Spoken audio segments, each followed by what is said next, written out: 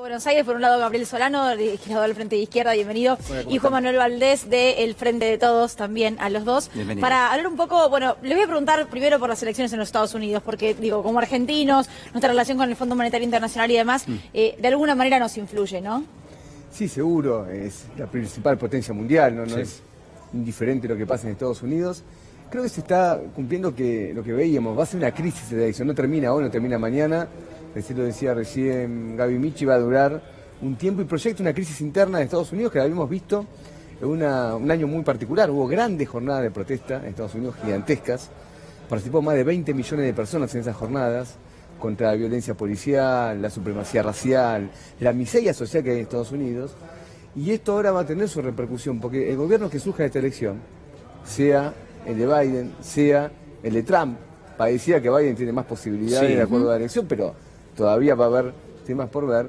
No creo que sea un gobierno fuerte, en un contexto social muy difícil del propio país y también en una declinación, me parece que es el tema de fondo, histórica de Estados Unidos en el concierto de los países a nivel mundial.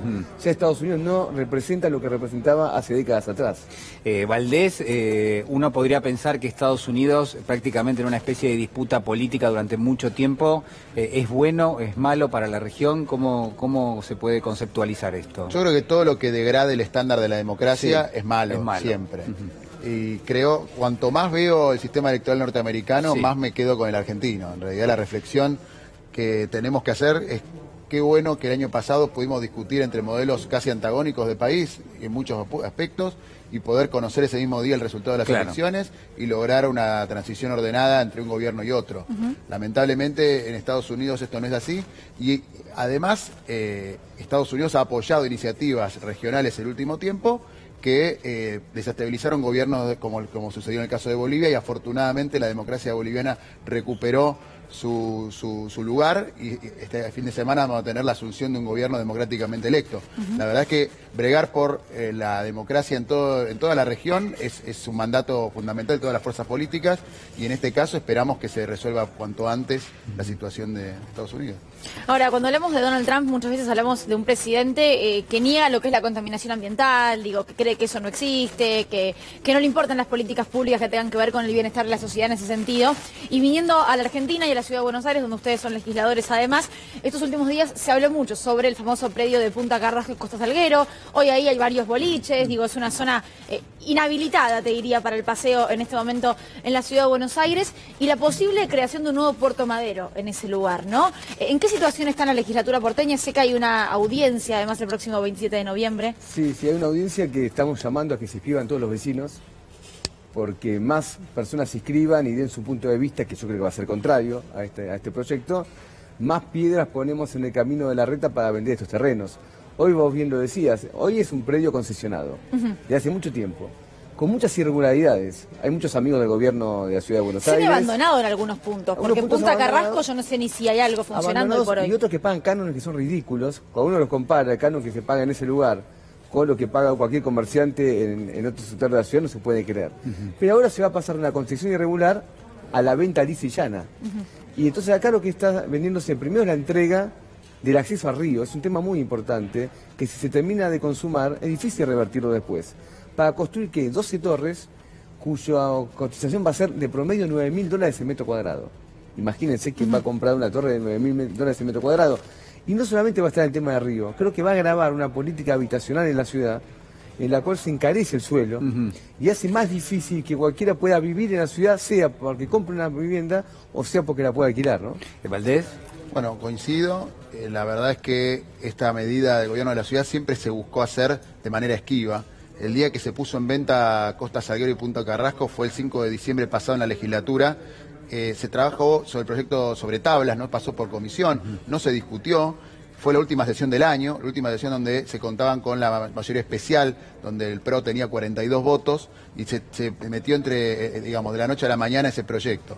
Luego ahora pasa, es un proyecto que tiene doble lectura y lo que históricamente es una tradición, que es que las audiencias públicas no son vinculantes. Sí. O sea, si bien participa la gente, del resultado no depende que se apruebe o no el proyecto, sí creemos que la participación masiva que pueda tener por el interés que tiene, porque defender el río en definitiva es defender nuestro futuro. ¿Qué tipo de ciudad queremos tener a futuro? ¿Queremos tener una ciudad que tenga una armonía con el medio ambiente o queremos una ciudad que privilegie el cemento y el gris? Estamos en una ciudad que se inunda, o sea, que requiere mayor proporción de espacios verdes para absorber el agua de las inundaciones, del agua de las lluvias. Es una ciudad que tiene menos metros verdes por habitante que lo que aconsejan las Naciones Unidas, casi un tercio menos.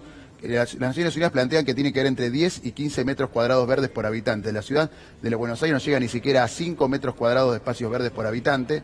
Y frente a eso se pretende profundizar esto, entregándole a contratistas privados el desarrollo de estos barrios de superlujo en una ciudad que no tiene ni techo ni justamente plazas. Lo saco de la ciudad de Buenos Aires, lo llevo al terreno de la economía, que tiene un carácter nacional, donde hemos visto, creo yo, en los últimos meses, primero, el impacto de la pandemia, en segundo lugar, una decisión de carácter estratégico que fue adoptar una cuarentena estricta y al mismo tiempo el impacto que eso ha tenido, ¿no? Tenemos mayores niveles de pobreza, de indigencia, hay pérdida de puestos de trabajo, hay situaciones de carácter financiero que todavía, de alguna forma, revisten una complejidad bastante importante.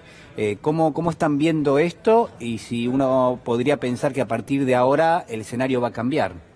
Yo pienso que en una pandemia todos pierden, siempre. Es imposible salir ganando de una pandemia.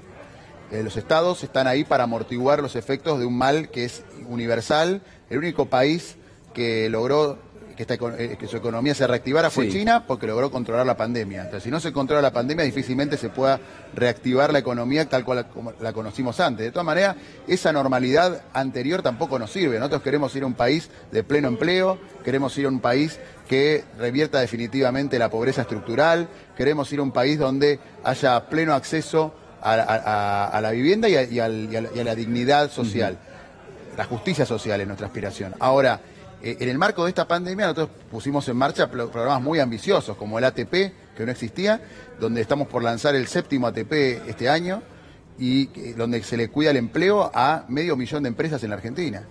También estamos lanzando, estamos planteando la necesidad de un nuevo IFE, pero el ingreso de emergencia familiar garantizó que más de 5 millones de personas, más de 10 millones de personas al principio, y las nuevas versiones irán corrigiendo, consigan un ingreso mínimo, y cuando todos los pronósticos eran de mayor exclusión. La verdad es que los esfuerzos fiscales, los créditos de tasa cero, han sido muy importantes, más del 5% del producto. Vos, Julián, que sos economista, lo sabés más que yo, puesto para amortiguar esta crisis. Todos los países del mundo han perdido en el marco de esta crisis, lo que se trata es de amortiguar y que poder reencauzar y poder volver a activar la economía nuevamente cuando la pandemia se haya terminado. Sí, yo tengo una visión distinta. Acá vamos a polemizar un poco. Yo creo que hubo quienes perdieron y hubo quienes ganaron. Pero lamentablemente está a la inversa, quién tenía que ganar y quién tenía que perder. Si vemos lo siguiente, el gobierno hizo una serie de planes, como acá se dijeron, la ATP, la IFE, emitieron un montón de dinero, y las empresas que recibieron ese dinero, esencialmente lo utilizaron para especular contra la moneda nacional. Razón por la cual hemos tenido en el último periodo una gran fuga de capitales, un crecimiento de los dólares alternativos, una mayor desorganización económica, una caída del Producto Bruto que va a llegar al 12, y pico %, un crecimiento de la pobreza que es histórico, que obviamente si no hubiese estado el IFE, hubiese sido mayor, pero el IFE se demostró tan insuficiente que hoy tenemos un crecimiento de la pobreza enorme, al punto que prácticamente 6 de cada 10 menores en Argentina son pobres. Estamos teniendo una desocupación que medida correctamente llega al 29%, y hay grupos económicos que se están beneficiando muchísimo. Yo me pregunto lo siguiente, ¿es correcto que se esté emitiendo ahora deuda a tasas enormes, o que se le ofrezcan a fondos de inversión concentrados a nivel mundial negocios financieros que están pagando el 15 o el 16% en dólares, cosa que no ocurre en ningún lugar del mundo? Esto va a agravar la recesión en Argentina, porque cualquiera sabe que ante una recesión que te lleva a caer 12 puntos de producto, una suba de tasa de interés va a ser peor, y le estamos ofreciendo al grupo Templeton, Pimpo, a los amigos de Macri, estamos ofreciendo bonos en dólares para hacer negocios espectaculares. Bueno, no, a ver, el laburante no le permite cobrar $200 creo que el objetivo fundamental, el gobierno asumió con un mandato fundamental que era reestructurar la deuda, tranquilizar la economía y ponerla a producir. En el medio nos vino una pandemia. Hoy lo que es fundamental es defender el valor de la moneda, porque defendiendo el valor de la moneda defendemos el poder adquisitivo de la gran mayoría. Pero eso no se logró. Bueno, sí, se logró, porque hay una gran corrida para tratar de devaluar la moneda y estamos sosteniéndose, digamos, Martín Guzmán y el equipo económico lo que está haciendo es sostener el valor de la moneda frente a la idea de que con el dólar ilegal del 200 pesos, el dólar no está a 200 pesos, está el valor que fija el Banco Central. Depende para quién, a eso voy. Para bueno, un para quienes especulan para un un trabajador está 200. En cambio, para los grupos tipo Templeton, grandes grupos de inversión, los van a conseguir a 77 y con tasas de interés que no tienen comparación en el mundo. Es decir, yo a eso me pregunto, ¿por qué? Se está discutiendo si hay una cuarta IFE o no. Cuando estamos hablando de 5.000 pesos por mes, no 10.000, porque se aplica por cada 2 meses, 5.000 pesos por mes, cuando en realidad se está ofreciendo a grupos económicos negocios fabulosos. Hoy el salario mínimo en Argentina, medido en dólares, está debajo del de Haití. Entonces tenemos una pobreza estructural y yo digo, no se puede resolver con palos, porque después tenemos poblaciones en Guernica que están obligadas a ocupar una tierra porque no tienen dónde vivir y finalmente la respuesta no era que se le dé a estos grupos económicos. Solano, la verdad, Juan Manuel Valdés, tenemos que cerrar acá. Entiendo que hay mucho para discutir, entiendo que el fenómeno es mucho más complejo que solamente acotarlo a lo que está pasando hoy, ahora, pero la verdad es que nos quedamos sin tiempo. Así que les agradezco muchísimo. Ha sido muy amable. Gracias.